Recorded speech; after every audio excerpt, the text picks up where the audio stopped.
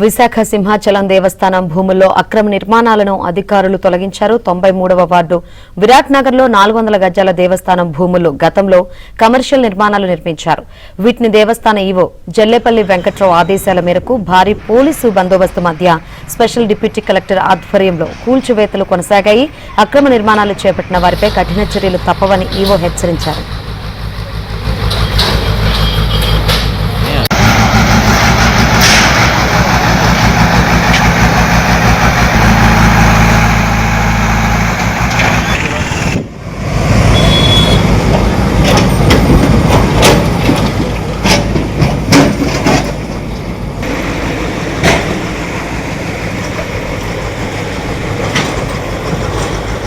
జల్లేపల్లి వెంకట్రావు ఆదేశాల మేరకు భారీ పోలీసు బందోబస్తు మధ్య స్పెషల్ డిప్యూటీ కలెక్టర్ ఆధ్వర్యంలో కూల్చివేతలు కొనసాగాయి.